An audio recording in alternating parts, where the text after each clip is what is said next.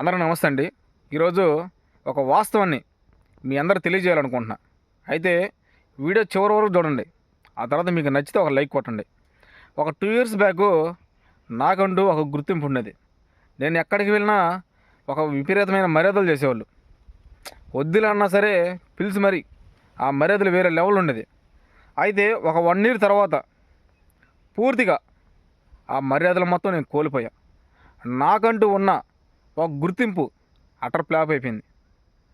అసలు ఎందుకు ఇలా జరిగింది? నేను చేతులారా ఎందుకు చేసుకున్నాను ఇలా? అలా ఎందుకు చేసుకోవాల్సి వచ్చింది? ఎవరి వల్ల ఈరోజు నాకు ఇలాంటి పరిస్థితి వచ్చిందనేది నాకు ఇప్పుడు కూడా అర్థం కాని పరిస్థితి. బహుశా 2 ఇయర్స్ బ్యాక్ నా లైఫ్ ఏ విధంగా ఉందో ఇప్పుడు కూడా అదే విధంగా ఉంటే నా పొజిషన్ వేరే లెవెల్ ఉండేది. కానీ 2 ఇయర్స్ బ్యాక్ విపరీతంగా ఉండింది నా పొజిషను. అలాంటిది ఒక 1 ఇయర్లో పూర్తిగా అటర్ ఫ్లాప్ అయిపోయింది. బహుశా ఇలాంటి పరిస్థితి ఏ ఒక్కరికి కూడా రాకూడదు. నేను పడుతున్న బాధలు స్ట్రగుల్స్ ఏ ఒక్కరు కూడా పడకూడదని చెప్పి మీ అందరికీ ఒక నిజాన్ని చెప్పుకోవాలని చెప్పి మీ అందరి ముందుకు వస్తున్నా.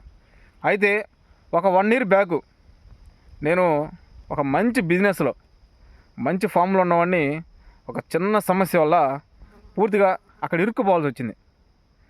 ఆ సమస్యలో నేను ఇరుక్కుపోయినాక నాకు కుడి భుజం అంటూ అప్పుడు ఎవరూ లేరు, ఏ ఒక్కరు కూడా లేరు. అయితే నాకు ఒక బెస్ట్ ఫ్రెండ్ ఉండేవాడు. బెస్ట్ ఫ్రెండ్ అని ఒక అబ్బాయి ఉండేవాడు. మా బెస్ట్ ఫ్రెండ్ వాళ్ళ తమ్ముడు నాకంటే విపరీతంగా ఆ అబ్బాయికి మంచి గుర్తింపు ఉంది. ఆ అబ్బాయిని మంచిగా గౌరవిస్తారు. ఎక్కడికి వచ్చినా ఏం చేసినా తనకంటూ ఒక పొజిషన్ ఉండేది.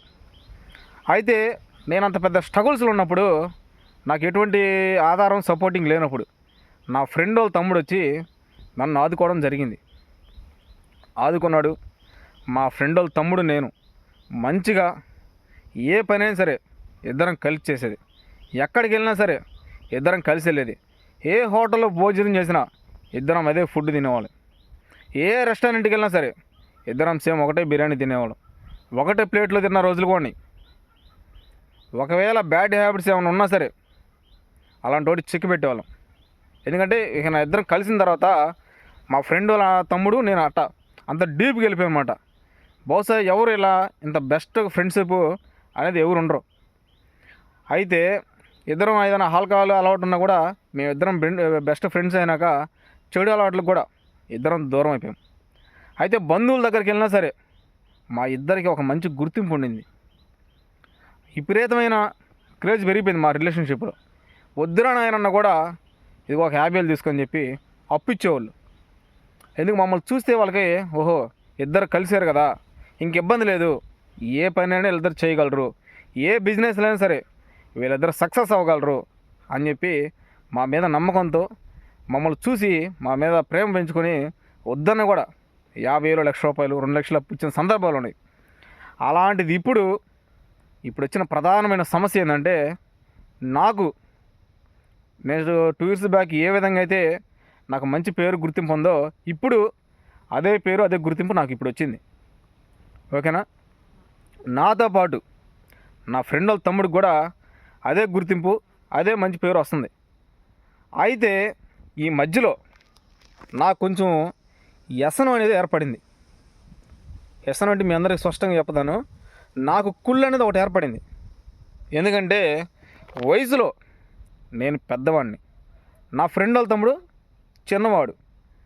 అయితే ఈ బిజినెస్లు ఇద్దరు కలిసి చేసుకుంటున్న సమయంలో నేను ఏదో ఒక రోజు 100% మనకు వడ్డు ఒక వయసు అయిపోతున్నప్పుడు దేవుడు చివరికి పైకి తీసుకెళ్తాడు. ఇక నా వయసు అయిపోతుంది. నా ఫ్రెండ్ వాళ్ళ తమ్ముడు నాకంటే వయసులో చాలా చిన్నవాడు.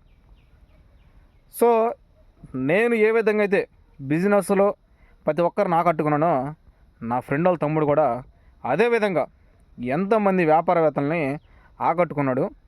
నాకు తెలియకుండా మరికొంతమందిని అతని గ్రిప్పులో పెట్టుకున్నాడు. బహుశా ఇలాంటి అన్యాయం అనేది నాకు జరిగింది. రేపటి రోజున మీకు జరగకుండా చూసుకోండి. అయితే ఈ మధ్య నాకు విపరీతంగా కుళ్ళు పెరిగిపోయింది. ఎందుకు? నా టార్గెట్ ఏంది? ఏదో ఒక రోజు నేను బిజినెస్ నుంచి డ్రాప్ అయిపోయి నాకు పుట్టిన మా కొడుకు ఇవ్వాలనుకుంటున్నా. అతి త్వరలోనే ఈ బిజినెస్లన్నీ ఇంకా నేను చేయదలుచుకోవట్లా.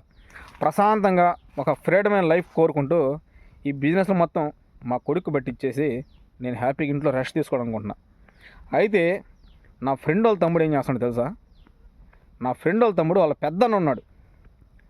వాళ్ళ పెద్దన్నకి నేను ఎక్కడైతే బిజినెస్లో డ్రాప్ అవ్వాలనుకుంటున్నానో నా ఫ్రెండ్ వాళ్ళ తమ్ముడు వాళ్ళ పెద్దన్నకి ఆ బిజినెస్ మొత్తం అతని చేతిలో పెట్టాలనుకుంటున్నాడు.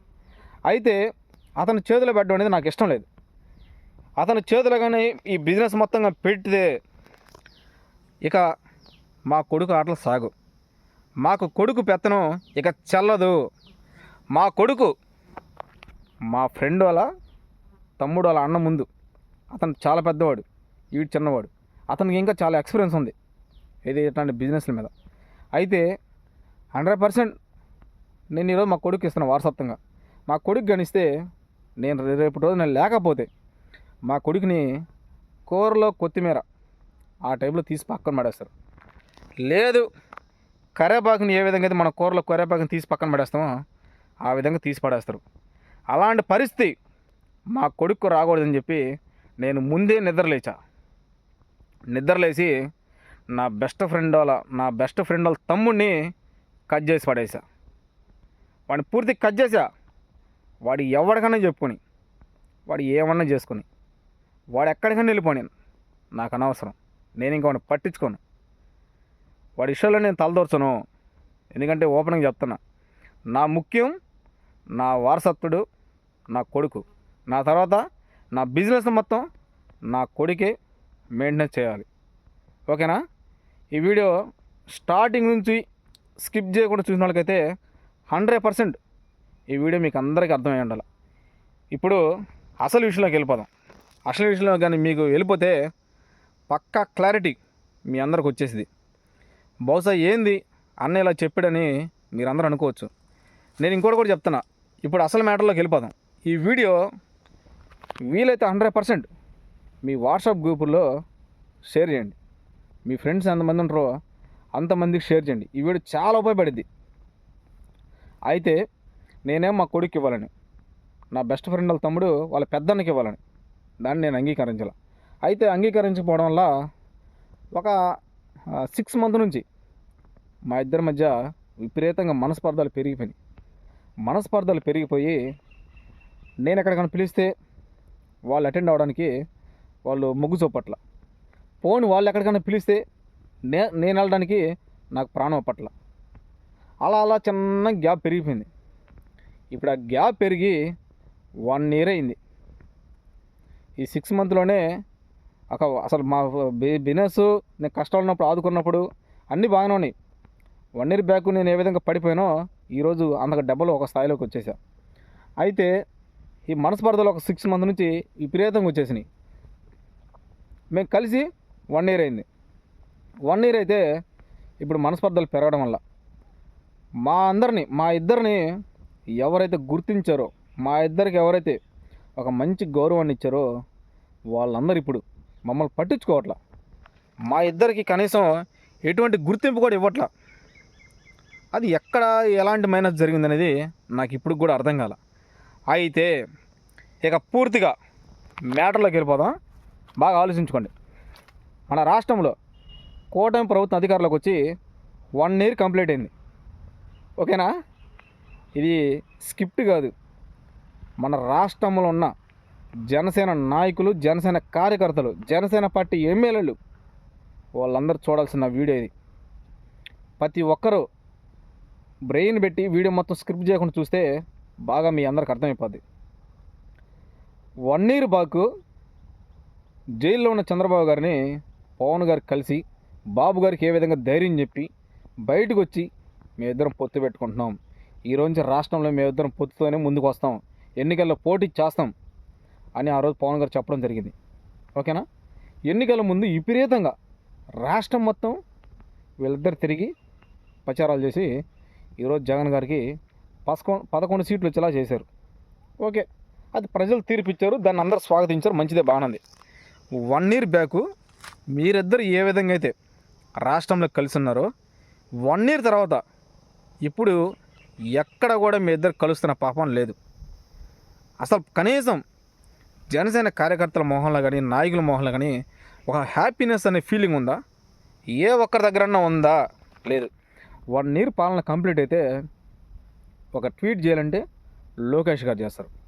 ట్వీట్ చేసిన తెల్లారి బాబు గారు, అనంతరం లోకేష్ గారు ఒకే వేదిక మీద కూర్చొని తల్లికి వందనం కావచ్చు, అమ్మఒడి కావచ్చు, ఏదైనా సరే మీరిద్దరే విడుదల చేస్తారు. మీతో పొత్తు పెట్టుకున్న ప్రధానమైన కీలక పార్టీ మీ కుడభుజం జనసేన పార్టీని మటుకి దేనికి ఆహ్వానించరు, దేనికి పిలవరు, వాళ్ళని పట్టించుకోరు. అది మీ ఇప్పుడున్న పరిస్థితులు. బాగా ఆలోచించండి మిత్రులారా, సోదరులారా. వీడియో మీ అందరికీ ఆల్మోస్ట్ అర్థమై ఉండాలి. అదే కూటమి ప్రభుత్వం ఏడాది పాలనలో జనసేన పార్టీ 1 ఇయర్ కంప్లీట్ అయిన సందర్భంగా ఒక చిన్న పోస్ట్ రిలీజ్ చేసింది. చిన్న పోస్ట్. ఆ పోస్ట్ కానీ చూస్తే బహుశా అంత చిన్న పోస్టు ఏ ఒక్క పార్టీ కూడా విడుదల చేయదు. అదే జనసేన కార్యకర్తల నాయకులు ఇప్పుడు చాలామంది ఆశ్చర్యపోతున్నారు. అయితే కూటమి పార్టీ, సరే కూటమి అన్నదిలే, కూటమి అనేది ఇంకా చాప్టర్ క్లోజ్ అవుతుందిలే. టీడీపీ పార్టీ జనసేన కంటే ఎక్కువ సీట్లు ఉన్నాయి కదా, అదే బలంతో వీళ్ళు ఏ కార్యక్రమం చేసినా వీళ్ళిద్దరే చేస్తున్నారు, లోకేష్ గారు, బాబు గారు. ఎందుకు బాబు గారు ప్లాన్ అంత ఏంది? అతను వయసు అయిపోతుంది. రేపటి రోజున బిజినెస్లు కానీ రాష్ట్రంలో ఈ పార్టీ పెత్తనం మొత్తం లోకేష్ గారి చేతిలో పెట్టాలని చంద్రబాబు గారు ప్లాన్. అయితే పవన్ గారు ఏంది, ఇప్పుడున్న పరిస్థితిలో రాష్ట్రం మొత్తం జనసేన పార్టీని అతని గ్రిప్లో పెట్టుకున్నాడు. అతను ఒక్కడే హ్యాండిల్ చేయలేకపోతున్నాడు కాబట్టి నాగబాబు గారికి పార్టీలో సగం పెత్తనం ఇస్తే నాగబాబు సగం హ్యాండిల్ చేస్తారు, నేను సగం హ్యాండిల్ చేస్తాను. అయితే డిసెంబర్ నెల నుంచి పవన్ గారు ఎంతో కసిగా పోరాటం చేస్తున్నాడు నాగబాబు గారికి ఒక మినిస్టర్ పదవి ఇవ్వడానికి. అయితే ఆ మినిస్టర్ పదవి ఇవ్వడానికి ఇప్పుడు కూడా బాబు గారికి ఇష్టం లేదు. అది అయితే ఒక పక్కేమో పవన్ గారు మినిస్టర్ పదవి కోసం పోరాటం, మరో పక్క బాబు గారింది నాగబాబు గారికి మినిస్టర్ పదవి ఇస్తే నాగబాబు గారు పూర్తిగా రాష్ట్రంలో పార్టీని గ్రిప్లో పెట్టుకుంటాడు. అప్పుడు టీడీపీ పార్టీ పూర్తిగా మైనస్లోకి వెళ్ళిపోతుంది. ఇవన్నీ బాబు గారికి ముందే తెలుసు. ఎందుకంటే బాబు గారు చంద్రబాబు గారు రేపు పొద్దున ఏం జరిగిద్ది, ఒక గంట తర్వాత ఏం జరిగిద్దో ఆయనకి అన్నీ తెలుసు, అన్నీ పసిగట్టగలడు ఆయన. అందుకే అవన్నీ దృష్టిలో పెట్టుకొని ఒక 6 నెలల నుంచి నాగబాబు గారికి మంత్రి పదవి కట్ చేసేసాడు. ఒక 6 నెలల తర్వాత, ఇప్పుడు 1 ఇయర్ తర్వాత పవన్ గారు ఏ ఒక కార్యక్రమంలోకి అతను పిలవడానికి బాబు గారు మొగ్గు చూపట్ల. బహుశా నాకు ఒకటే మైండ్ బాగా తట్టింది, మన జీవితంలో ఏ ఒక్క వ్యక్తితో కూడా బిజినెస్లో పార్ట్నర్గా వెళ్ళకూడదు, మన జీవితంలో ఏ ఒక్కరితో కూడా పొత్తు పెట్టుకొని మనం ముందుకు అడుగులు వేయకూడదు అనేది స్పష్టంగా ఈరోజు అర్థమైంది. బహుశా ఇలాంటి పరిస్థితి ఏ ఒక్క పార్టీకి కూడా రాకూడదు, ఏ ఒక్క నాయకుడికి కూడా, ఏ ఒక్క కార్యకర్తకు కూడా ఇలాంటి పరిస్థితులు రాకూడదు. వస్తే జీవితం మనం కోలుకోలేము. మనం ఎనిక్కిది కానీ తిరిగి చూసుకుంటే ఎంత బొక్కలో పడ్డామా, గుంటలో పడ్డామా, ఎంత మోసపోయామా, ఎంత వెన్నుపోటు జరిగిందనేది బాగా అర్థమైంది. బహుశా ఈ వీడియో చాలామందికి అర్థమై ఉంటుంది. నేను చెప్తున్న స్పష్టంగా అర్థం చేసుకుంటుండే. ఏ కార్యక్రమం జరిగినా బాబు గారు, లోకేష్ గారు స్వయంగా వాళ్ళిద్దరే ముందుకు వచ్చి వాళ్ళ చేతుల మీదుగా చేస్తున్నారు. అయితే పవన్ గారికి ఎక్కడ కూడా ఆహ్వానం పలకట్లేదు, పవన్ గారిని ఎక్కడ కూడా ముందుకు రానియట్లేదు. పవన్ గారి వాయిస్ ఎన్నికల ముందు ఏ విధంగా ఉంది, ఎన్నికలు అయిపోయిన ఒక 3 months పవన్ గారి వాయిస్ ఎప్పుడు ఉంది, ఎలా ఉంది, ఇప్పుడు 1 year తర్వాత పవన్ గారి వాయిస్ ఏ విధంగా ఉందనేది ఒకసారి జనసేన పార్టీ నాయకులైన కార్యకర్తలను ఆలోచించుకోండి. ఏదేమన్నా సరే మన జీవితంలో ఎవరితోనైనా సరే పొత్తు పెట్టుకుంటే మన జీవితమే సంకనాగిపోద్ది. అది ఓపెన్గా చెప్పేస్తున్నా. అది ఏ పార్టీ అయినా సరే, ఏ బిజినెస్ అయినా సరే. బహుశా ఈరోజు పవన్ గారికి చాలా అన్యాయం జరిగింది. రేపటి రోజున ఇంకో పార్టీ నాయకులకి, కార్యకర్తలకి ఇలాంటి అన్యాయం జరగకూడదని చెప్పి మనస్ఫూర్తిగా కోరుకుంటున్నా. మీరు ఈ విధంగా పొత్తులు పెట్టుకుని విడిపోవడం వల్ల, మనస్వాదాలు రావడం వల్ల 100% అది వైఎస్ జగన్ గారికి కలిసి వస్తుంది. 100% ఈసారి జగన్ గారు మళ్ళీ సీఎం కుర్చీ ఎక్కే అవకాశం ఉంది. దాన్ని దృష్టిలో పెట్టుకొని మీరు మీ మనస్పార్థాలని బయటికి తెలియజేయకుండా మీలోనే పెట్టుకొని ఏ విధంగా మీరు ముందుకు వస్తారనేది అది త్వరలో వేచి చూద్దాం. సో గాయ్స్, వీడియో కానీ మీకు నచ్చితే ఒక లైక్ చేయండి. అలాగే మన ఛానల్ ఎవరైనా ఫస్ట్ టైం కానీ చూస్తుంటే సబ్స్క్రైబ్ చేసి సపోర్ట్ చేయండి. Thanks for the supporting. Thank you.